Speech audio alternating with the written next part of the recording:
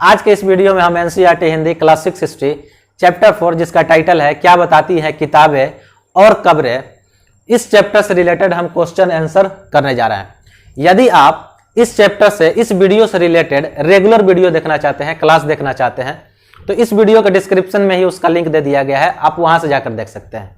यदि आप इतिहास रटना नहीं चाहते हैं बल्कि समझते हुए सीखना चाहते हैं, कंसेप्ट बेस्ड स्टडी चाहते हैं, तो मेरे चैनल को सब्सक्राइब करें। मैं आकिब जावेद अपने यूट्यूब चैनल लर्निंग इंस्टीट्यूट में आप सबका स्वागत करता हूं। चलिए आज के जो क्वेश्चन है उसको सॉल्व करते हैं, हल करते हैं और देखते हैं। यहां से हम एक एक क्वेश्चन को सॉल्व करेंगे और उसको समझेंगे जिस तरीके से क्लास में समझा जाता है, पढ़ाया जाता है। सिर्फ यहां पे हम हल नहीं करेंगे बल्कि उसको समझेंगे भी। चलिए शुरू करते हैं। पहला इसमें दिया हुआ है सुक्त, इसको मिलान करना है। इन पांचों में से कोई जो है इसका एक आंसर है, उससे मिलान करना है। तो हम क्या करेंगे, हम इसको इससे मिलाएंगे।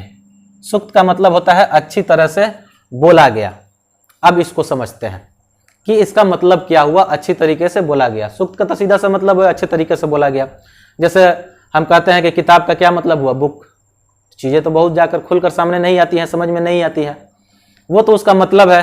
अंग्रेजी में हम उसको बुक बोलते हैं और हिंदी में हम उसको किताब बोलते हैं, संस्कृत में उसको ग्रंथ बोलते हैं या कुछ और भी कोई चीजें बोलते हैं। तो हम समझते हैं कि सुक्त है क्या। सबसे पहले यह समझते हैं कि सुक्त क्या है।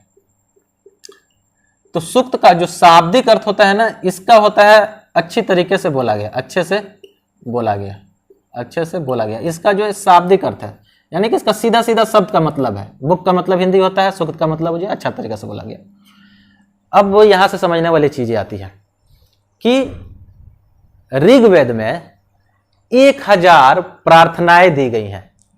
ये चीजें समझिए कि ऋग्वेद में कितनी प्रार्थनाएं दी गई हैं, तो 1000 से ज्यादा प्रार्थना दी गई हैं। 1000 से ज्यादा प्रार्थनाएं दी गई हैं ऋग्वेद में। और इन प्रार्थनाओं को 1000 से ज्यादा प्रार्थनाएं हैं और इन प्रार्थनाओं को हम क्या कहते हैं, सुक्त कहते हैं।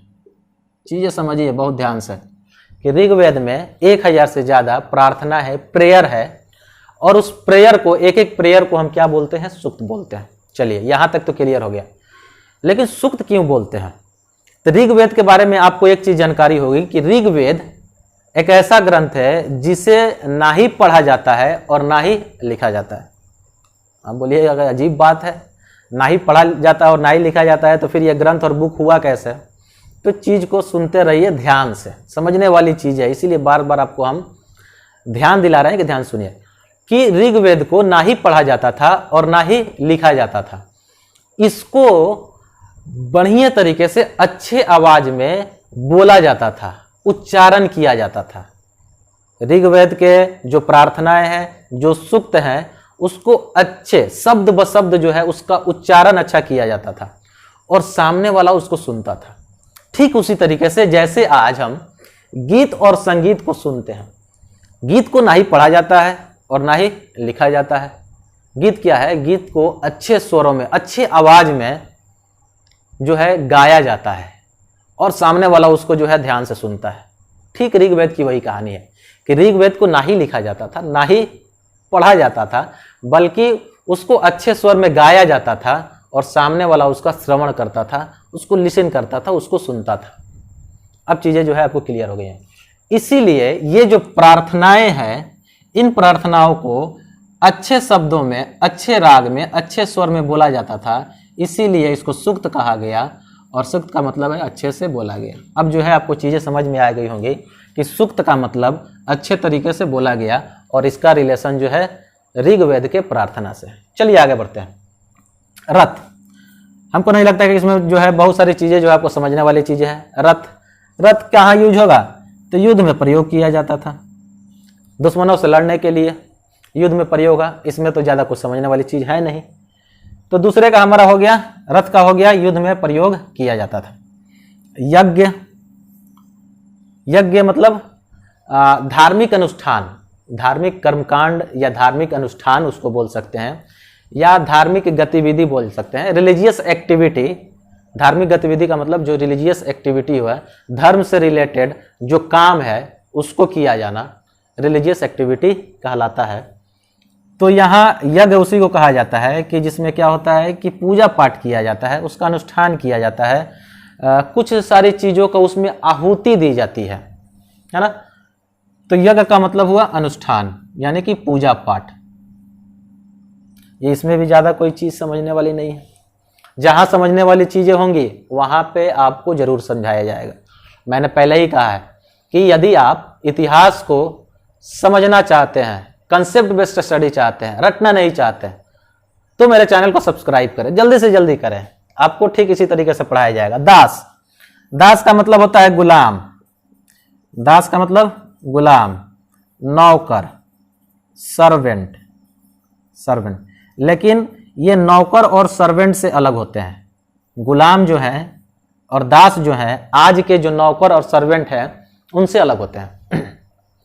कैसे अलग होते हैं इसको समझते हैं कि आज के जो नौकर और सर्वेंट को हम रखते हैं उनको हम सैलरी पर रखते हैं, और उनको सैलरी पर रखने के लिए उनके जो है काम के घंटे फिक्स होते हैं कि इतने घंटे ये काम करेंगे, इनको इतनी सैलरी मिलेगी।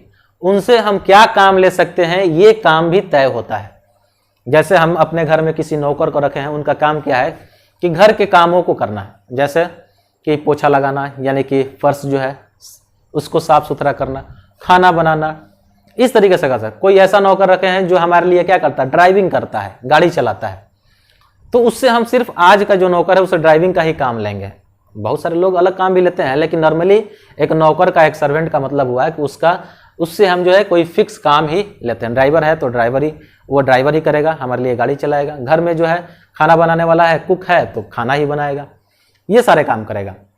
और उसके लिए एक फिक्स मनी मिलता है, उसको पैसा मिलता है, फिक्स उसका इनकम है। लेकिन इतिहास में या ऋग वैदिक काल में क्या होता था कि युद्ध किया जाता था, लड़ा जाता था। युद्ध किसके लिए? तो लोगों को दास बनाने के लिए, लोगों को गुलाम बनाने के लिए युद्ध भी होता था। किसके लिए? युद्ध किया जाए ताकि लोगों को गुलाम बनाया जाए और दास बनाया जाए। नौकर में हम देख रहे थे कि सैलरी फिक्स था, इसमें सैलरी नहीं मिलेगा, सैलरी नहीं मिलेगा। दूसरा जो है कौन से काम कराए जाएंगे, कौन से कार्य कराए जाएंगे, ये भी फिक्स नहीं था, कुछ भी कराया जा सकता है। कितना देर काम कराया जाएगा, कितना देर काम कराया जाएगा, ये भी फिक्स नहीं था। काम के घंटे भी फिक्स नहीं होते थे, काम के घंटे भी फिक्स नहीं। यानी कि जिस तरीके से हम कह सकते हैं, जिस तरीके से आज हमारा घर हमारा संपत्ति है, ना ही घर को कुछ देना होता है, जिस तरीके से मोबाइल हमारा संपत्ति है, गाड़ी हमारा संपत्ति है, ठीक उसी तरीके से उस समय के जो दास होते थे उसी तरीके का संपत्ति माना जाता था। उनका कोई जो है नागरिक अधिकार नहीं था, वो शिकायत नहीं कर सकते थे। जैसे मालिक बोले वैसे खेत में काम करने के लिए वे खेत में काम करे, घर में काम करने के लिए बोले घर में काम करे, रात में बोले काम करने के लिए रात में करे, सुबह में बोले सुबह में करे, दिन में बोलना है दिन में काम करेगा। यानी कि वो पूरी तरीके से संपत्ति है, उसका कोई अपना अधिकार नहीं है।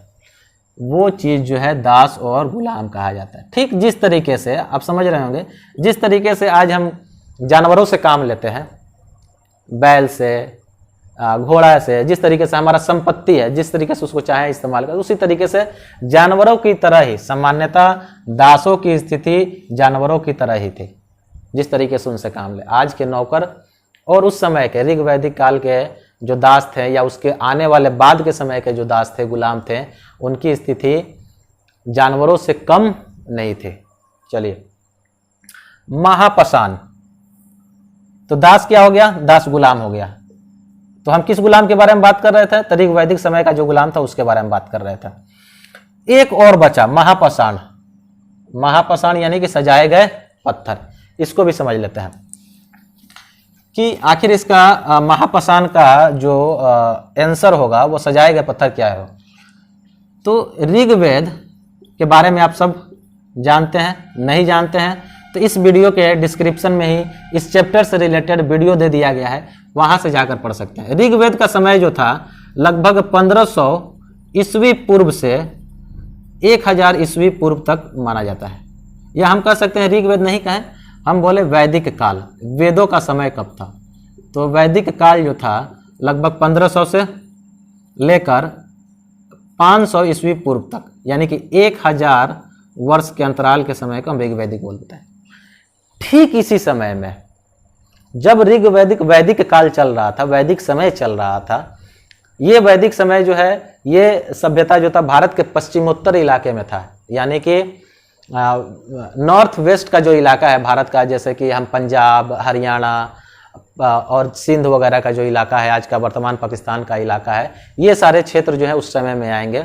और गंगा यमुना नदी का जो दुआब है, ये सारा क्षेत्र जो है आएगा।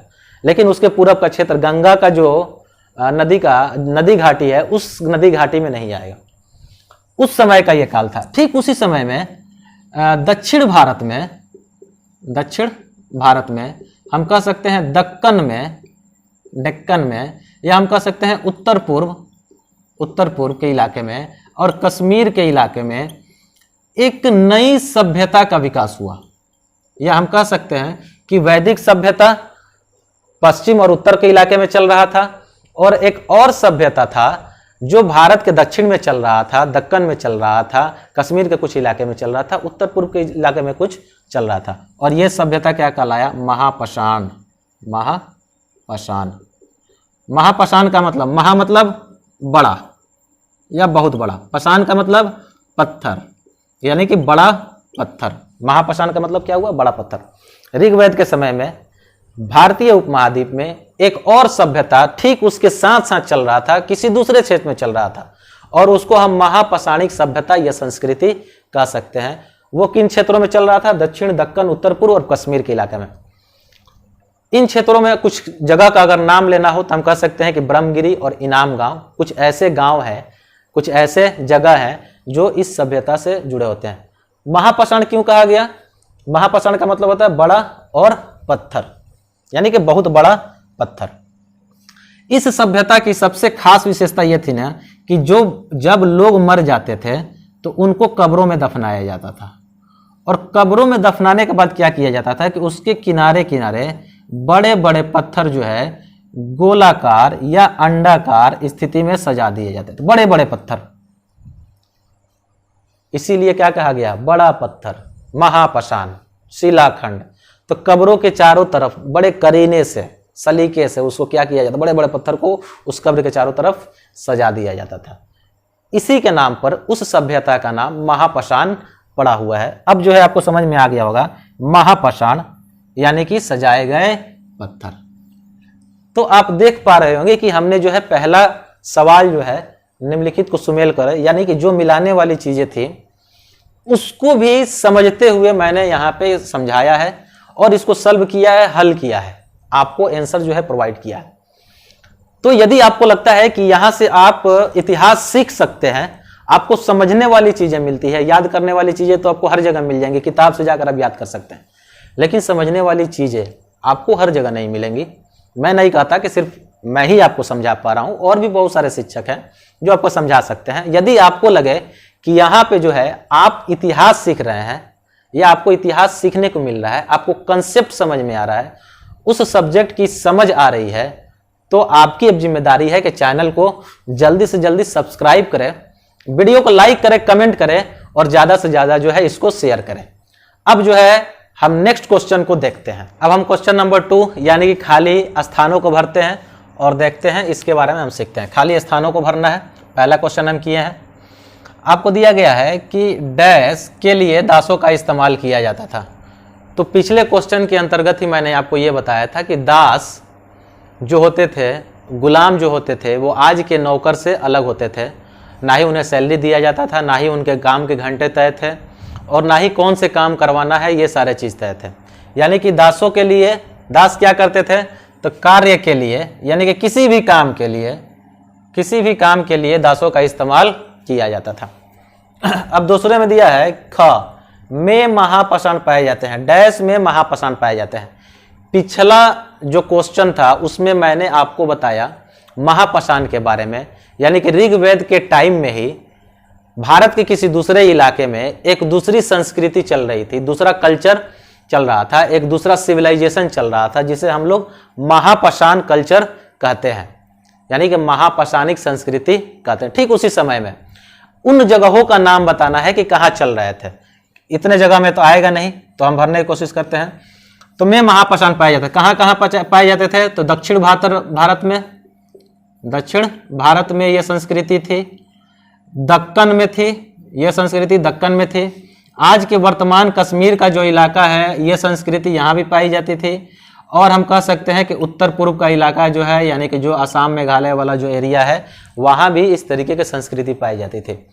महापाषाणिक संस्कृति, महापाषाणिक संस्कृति में क्या होता था कि जब व्यक्ति मर जाता था तो उसके कब्र के चारों तरफ, जहाँ किस कब्र में दफनाया जाता था, उस कब्र के चारों तरफ बड़े बड़े पत्थर जो है सजा दिए जाते थे।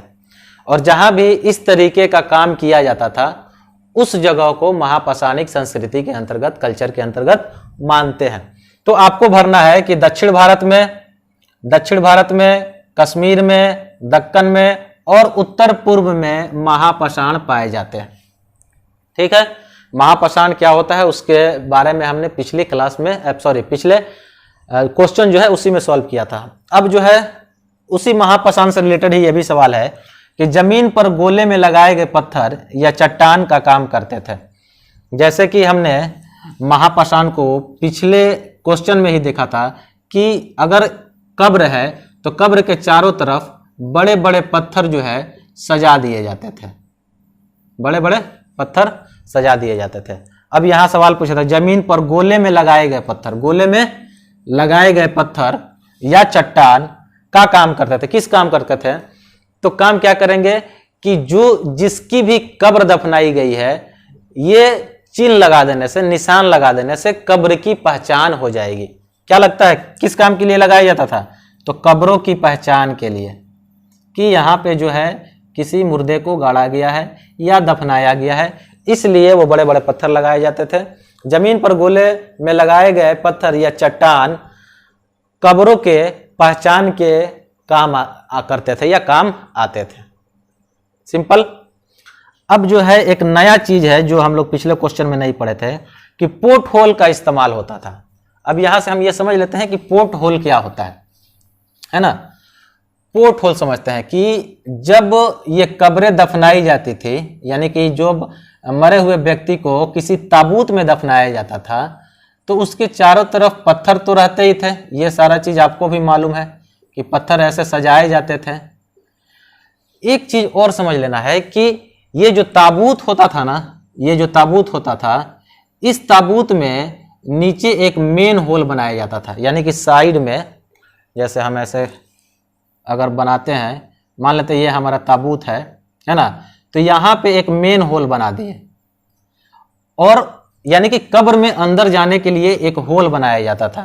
ताबूत हो गया, उसी ताबूत में आगे से या साइड से एक बड़ा सा होल कर दिया जाता था। क्यों? क्योंकि अगर उसी फैमिली से रिलेटेड संबंधित कोई और व्यक्ति मरता है तो फिर उसी जगह पर ले जाकर उसको दफनाया जाए। यानी कि महापाषाण काल की एक खास विशेषता है कि एक ही कब्र से कई प्रकार की हड्डियां, कई व्यक्तियों की हड्डियां मिली है।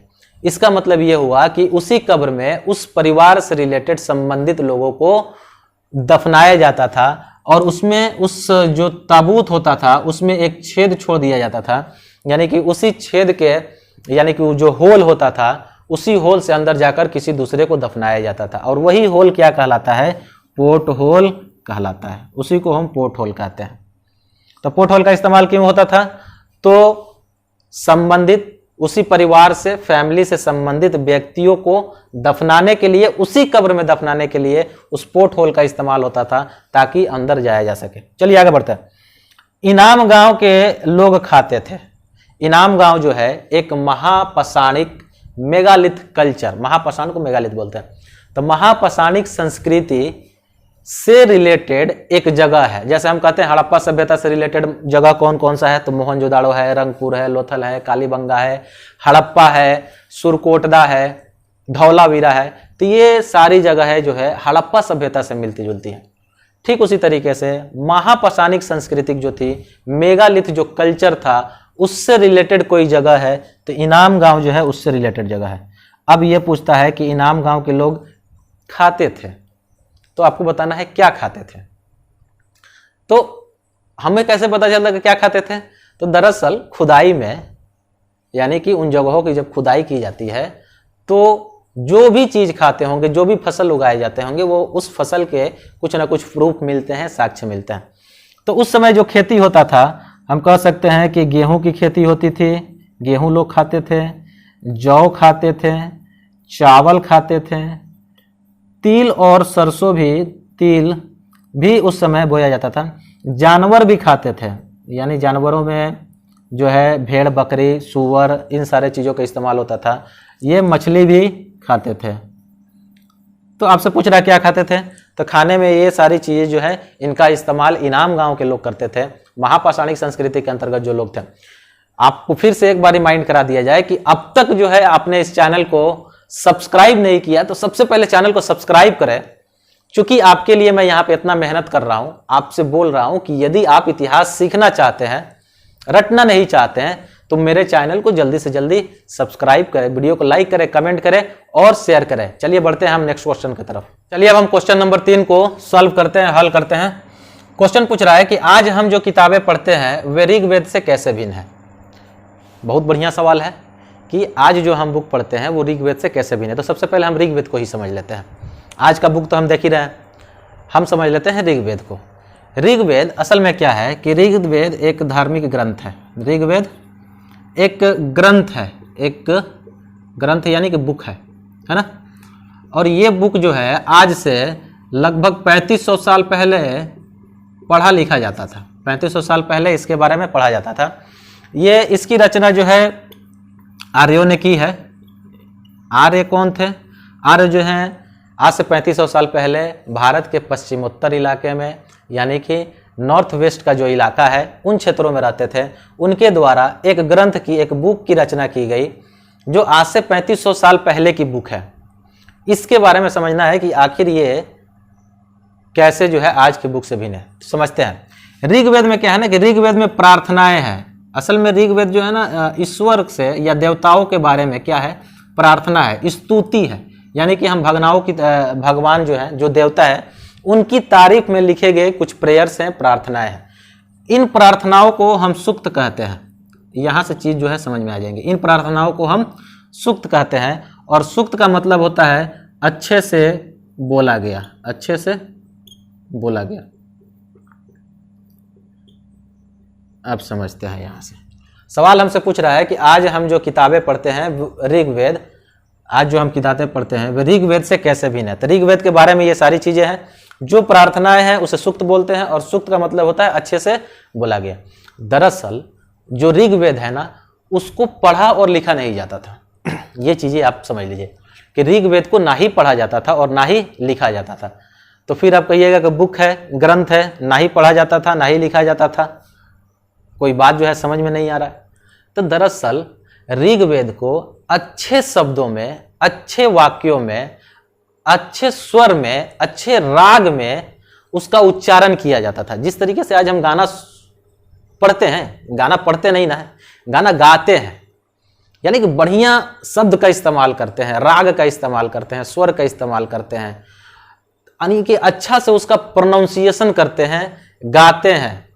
ठीक उसी तरीके से ऋग्वेद पढ़ा नहीं जाता था, बल्कि अच्छे शब्दों में, अच्छे वाक्यों में, अच्छे रागों में उसका उच्चारण किया जाता था, प्रोनाउंसिएशन किया जाता था, और लिखा भी नहीं जाता था। ऋग्वेद ना ही पढ़ा जाता था और ना ही लिखा जाता था। लिखा नहीं जाने का मतलब क्या हुआ कि ऋग्वेद उस समय में लिखा नहीं जाता था, बल्कि गुरु से शिष्य, यानी कि टीचर से स्टूडेंट सुनकर उसको याद कर लेता था। यानी कि सुनकर ही ऋग्वेद एक जनरेशन से दूसरे जनरेशन तक चला जाता था, और दूसरे जनरेशन से तीसरे जनरेशन तक वो चला जाता था। यानी कि इसको लिखना नहीं जाता था, बल्कि एक दूसरे से सुनकर उसको याद कर लिया जाता था, रिमेंबर कर लिया जाता था, उसको कंठस्थ कर लिया जाता था। इस तरीके से वो एक पीढ़ी से दूसरे पीढ़ी तक चला जाता था। तो ऋग्वेद ना ही पढ़ा जाता था और ना ही लिखा जाता था, उसको अच्छे से उच्चारण किया जाता था, उसका प्रोनाउंसिएशन जो है बेहतर तरीके से किया जाता था। इसीलिए हम कहते हैं, इस तरीके से आप देख पाए कि हम क्या करते हैं, ऋग्वेद को अच्छे स्वरों में उसका उच्चारण करें। अब आपको चीजें समझ में आ, लिखा नहीं जाता था इसलिए कि उसको जो है बोलकर याद कर लिया जाता था, आगे बढ़ा दिया जाता था। आज हम जो किताबें पढ़ते हैं क्या करते हैं, आज जो किताबें पढ़ते हैं उसको रीडिंग भी लगाते हैं, पढ़ते भी हैं बजाबते बैठकर, और उसको लिखा भी जाता है, हाथ से लिखा भी जाता है। ये चीजें हैं। तो आज के बुक में और ऋग्वेद में यही डिफरेंस है कि आज के बुक जो है लिखे भी जाते हैं और पढ़े भी जाते हैं, जबकि ऋग्वेद जो है ना ही लिखा जाता था ना ही पढ़ा जाता था। ऋग्वेद को अच्छे शब्दों में, अच्छे वाक्यों में, अच्छे रागों में उसका प्रोनाउंसिएशन किया जाता था, उच्चारण किया जाता था, और लिखने का मतलब ही नहीं था। उसको एक पीढ़ी से दूसरे पीढ़ी तक बोलकर, सुनाकर याद करा दिया जाता था। चलिए आगे क्वेश्चन बढ़ते हैं। पुरातत्वविद कब्रों में दफनाए गए लोगों के बीच सामाजिक अंतर का पता कैसे लगाते हैं? पुरातत्वविद कब्रों में दफनाए गए, यानी कि जो कब्र है उसमें अगर किसी व्यक्ति को दफनाया गया है, बहुत सारे, मान लेते हैं कि आपको जो है 2 व्यक्तियों का कब्र मिलता है, और आपको बताना है कि ये जो व्यक्ति थे इनमें से कौन सा जो अमीर था और कौन सा गरीब था। आपको बताना है कि कौन अमीर था और कौन गरीब था। दरअसल हम जो आज चैप्टर पढ़ रहे हैं उसमें पढ़ रहे हैं क्या बताती हैं किताबें और कब्रें। तो हम महापाषाण काल के बारे में पढ़ रहे हैं, मेगालिथ कल्चर के बारे में पढ़ रहे हैं, जहाँ लोग जब मरते थे तो उनको ताबूत में दफनाया जाता था, और सबसे खास कि उनको चारों तरफ से जो है बड़े बड़े पत्थरों से घेर दिया जाता था। दरअसल उस समय के बारे में बात कर रहे हैं, उस कल्चर के बारे में बात कर रहे हैं। ऐसे भी और क्या किया जाता था ना कि उनके कब्र में बहुत सारी चीजें, उसमें आदमी को तो दफनाया ही जाता था, मान लेते हैं आदमी को जो है कफन पहना कर दफनाया गया था, उस कब्र में जो है क्या मिलते थे? मिट्टी के बर्तन मिलते थे। लोग जो है मिट्टी के बर्तन उसमें रख देते थे, उसमें जो है लोहे के हथियार भी रख देते थे, खाने वाली चीजें भी रख देते थे, खाने वाली जो चीजें होती थी उनको भी रख देते थे, और यहाँ तक कि गहने और आभूषण जो है ये भी रख देते थे। एक चीज आप सबको मालूम है, चलिए मान लेते हैं 2 कब्र हमको मिला, 2 कब्र हमको मिला, और कब्रों में क्या होता है कि बर्तन रख दिए जाते थे, हथियार रख दिए जाते थे, लोहे के हथियार, गहने और आभूषण भी रख दिए जाते थे। ये किनका होगा? ये जो हथियार है, ये जो बर्तन है, ये जो खाने वाली चीजें हैं, ये जो गहने हैं, ये जो आभूषण है, ये जिस व्यक्ति या जो व्यक्ति मृत है या तो उसका होगा या उसी के परिवार का होगा। एक ही परिवार से, यानी कि वही लोग जो है उसके परिवार वाले लोग ये सारे चीज रख देते होंगे। ऐसा कल्चर था इस समय में, महापाषाण काल में, मेगालिथ कल्चर में ऐसा संस्कृति था कि उसके कब्रों में ये सारी चीजें रख देते थे। अब आपको बताना है कि इनमें से कौन से, अगर दो आपको कब्र मिलता है, आपको बताना है कि कौन लोग अमीर थे और कौन लोग गरीब थे। मान लेते हैं कि एक में सिर्फ मिट्टी का बर्तन मिला है एक में सिर्फ मिट्टी का बर्तन मिला, और दूसरे में क्या मिलता है कि सोने के गहने मिलते हैं, सोने के मनके मिलते हैं, और क्या मिलता है, और घोड़े मिल जाते हैं। कब्र में घोड़े भी रखे जाते हैं, जानवर भी रखे जाते थे। एक व्यक्ति जिसके कब्र में सिर्फ मिट्टी के बर्तन मिलते हैं कुछ, और दूसरे कब्र में सोने के मनके मतलब होता है गहना या माला कह सकते हैं, माला कह सकते हैं। तो सोने के माले मिलते हैं, घोड़ा मिलता है। इसका मतलब यह कि उसके कब्र में जो भी चीजें रखी गई थी उसी व्यक्ति की थी, उसके परिवार की थी। यानी कि ये वाला व्यक्ति जो था, इसका परिवार जो था, और ये व्यक्ति उस समाज में धनी था, संपत्तिवान था, इसके पास जो है पैसे ज्यादा होते थे। जबकि दूसरा व्यक्ति, चूंकि कब्र में रखना है, कुछ ना कुछ रखना है, ये कल्चर है कि आपको कब्र में कुछ ना कुछ रखना है। इस व्यक्ति के पास सिर्फ मिट्टी के ही बर्तन थे, तो इसने मिट्टी का बर्तन को रखा। इससे यह पता चलता है कि उस समाज में, जो समाज थे, उस समाज में अमीर और गरीब दोनों लोग होते थे। आपसे सवाल पूछ रहा था कि पुरातत्वविद कब्रों में दफनाए गए लोगों के बीच सामाजिक अंतर का पता कैसे लगाते हैं, तो आप कहिए कि उन कब्रों में जो भी चीजें प्राप्त होती है, उन चीजों के आधार पर सोने के मनके, घोड़े, जानवर, मिट्टी के बर्तन, इनके आधार पर यह बताया जा सकता है कि इनमें से कौन सी चीजें या कौन सा व्यक्ति अमीर था या गरीब था। अब जो है आपकी फिर से जिम्मेदारी है कि यदि जो है अब तक आपने इस चैनल को सब्सक्राइब नहीं किया तो सबसे पहले चैनल को सब्सक्राइब करें, वीडियो को लाइक करें, कमेंट करें और ज्यादा से ज्यादा शेयर करें। आज के लिए इतना ही, मिलते हैं आपसे नेक्स्ट वीडियो के अंतर्गत। Thank you.